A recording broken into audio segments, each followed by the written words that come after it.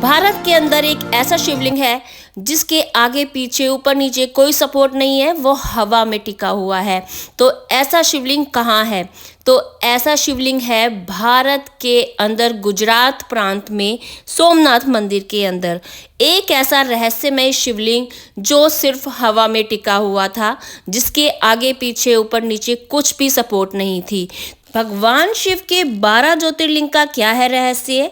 यह ज्योतिर्लिंग कहाँ कहाँ पर विराजमान है? यह 12 ज्योतिर्लिंग शिव का स्वरूप माने जाते हैं। इनमें से सबसे पहले नंबर पे जो शिवलिंग आता है वह सोमनाथ मंदिर में स्थित है। सोमनाथ मंदिर भारत के सबसे प्राचीन मंदिरों में से एक है। यह एक प्राचीन मंदिर होने के साथ साथ बहुत ही चमत्कारी मंदिर है। यह मंदिर सोने का भी बना था, चांदी का भी बना था और लाल पत्थर का भी बना था। जैसा कि आप सभी को पता है कि भारत के 12 ज्योतिर्लिंग बहुत ही विशेष महत्व रखते हैं। हिंदू सनातन धर्म में इन ज्योतिर्लिंगों के दर्शन प्राप्त करना और इनकी पूजा अर्चना करना बहुत ही विशेष महत्व रखती है। इन 12 ज्योतिर्लिंग की पूजा से व्यक्ति अपने आप को धन्य मानता है और इन ज्योतिर्लिंगों की पूजा करने से व्यक्तियों की इच्छाओं की पूर्ति होती है। भारत के गुजरात प्रांत में स्थित सोमनाथ मंदिर प्राचीन भारतीय कला का एक बहुत ही सुंदर मंदिर है।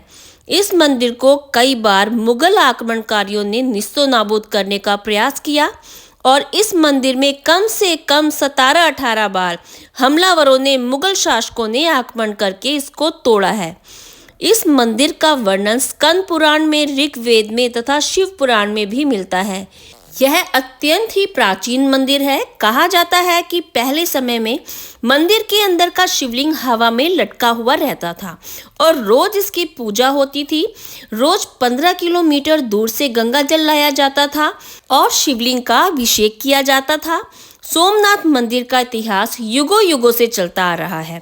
ऐसा कहा जाता है कि सोमनाथ का मंदिर स्वयं चंद्रदेव ने बनवाया था। तो इसके पीछे की जो कहानी है वो इस प्रकार है कि राजा दक्ष प्रजापति जो ब्रह्मा जी के मानस पुत्र थे, दक्ष प्रजापति का विवाह स्वयं भुव मनु की कन्या प्रसूति के साथ और वरिणी के साथ हुआ था।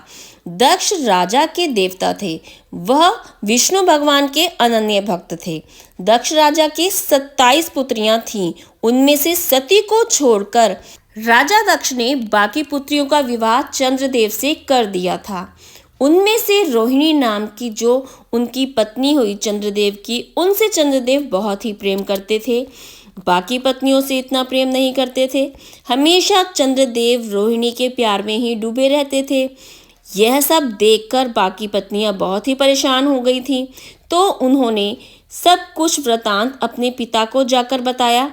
तो राजा दक्ष ने चंद्रमा को बड़े ही विनम्रता से समझाया कि आप इस तरह मत कीजिए। तो राजा दक्ष की बात को सुनकर अनसुना कर दिया चंद्रदेव ने, जिसके कारण राजा दक्ष को बहुत ही गुस्सा आ गया। दक्ष प्रजापति ने चंद्रदेव को फिर क्षय रोग होने का श्राप दे दिया, जिससे चंद्रदेव को क्षय रोग हो गया और चंद्रदेव का बल बहुत ही क्षीण हो गया। तब वह श्राप से मुक्ति पाने के लिए बहुत ही परेशान हो गए। फिर उन्होंने भगवान शिव का एक शिवलिंग बनाया और उसकी कठोर तपस्या की। महामृत्युंजय मंत्र के जाप से उन्होंने शिवलिंग की बहुत ही कठोर तपस्या की। फिर शिवजी भगवान शिवरात्रि वाले दिन प्रसन्न होकर चंद्र देवता के समक्ष प्रकट हुए और उन्होंने बताया कि वो श्राप से मुक्ति नहीं दिला सकते, पर शिव भगवान ने कहा कि ऐसा हो सकता है कि 15 दिन तुम इस श्राप के कारण घटोगे व 15 दिन बढ़ोगे। जब पूरी तरह से चंद्रमा घट जाता है तो अमावस्या की काली रात होती है और जब 15 दिन एक एक करके बढ़ता चला जाता है तो पूर्णमासी की रात आती है। तब शिव ने प्रसन्न होकर चंद्रमा को अपने मस्तक पर धारण किया। तो चंद्रमा ने भगवान शिव से आग्रह किया कि आप यहीं पर जन कल्याण के लिए स्थापित हो जाए। चंद्रमा के कहने पर भगवान शिव लोक कल्याण के लिए वहीं पर स्थापित हो गए और सोमनाथ उनका नाम पड़ा। यह मंदिर चंद्रदेव व शिव भगवान को समर्पित है। इस मंदिर के दर्शन से चंद्रमा के दोष दूर हो जाते हैं व सोमवार को इस मंदिर में बहुत ही ज़्यादा भीड़ होती है। ऐसा माना जाता है जब चंद्रदेव ने इस मंदिर की स्थापना करवाई थी तो यह मंदिर उन्होंने सोने का बनवाया था। उसके बाद बहुत आक्रमणकारियों ने इस मंदिर को निस्तोनाबूद किया। फिर ये मंदिर चांदी का बना और फिर ये मंदिर लाल पत्थर से बना। जब लाल पत्थर से मंदिर बना था तब आक्रमणकारी मुगल शासकों ने आकर इस पर हमला कर दिया। जब आक्रमणकारी मुगल सोमनाथ के मंदिर के अंदर एंटर हुए और उन्होंने शिवलिंग को देखा कि वो तो हवा में लटका हुआ है, तो वो बहुत ही हैरान हो गए और उन्होंने अपने अस्त्र शस्त्र चारों तरफ घुमा के देखे और उन्होंने अंदाजा लगाया कि शायद ऊपर गुंबद में कोई चुंबक है। तो उन्होंने जब गुंबद को तोड़ा तो शिवलिंग थोड़ा सा टेढ़ा हो गया। तो उन्होंने सारा गुंबद तोड़ दिया और शिवलिंग के भी बहुत अनेक ही टुकड़े कर दिए। तो इस तरह से हमारी धार्मिक धरोहरें मुगलों के आक्रमण का शिकार बनती चली आई हैं।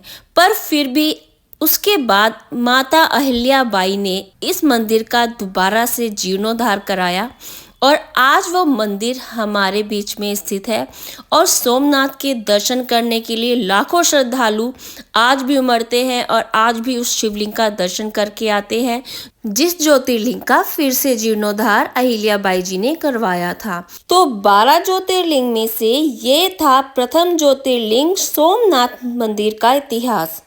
अगर आपको मेरा वीडियो पसंद आया है तो please like share and subscribe जरूर कीजिएगा। हर हर महादेव।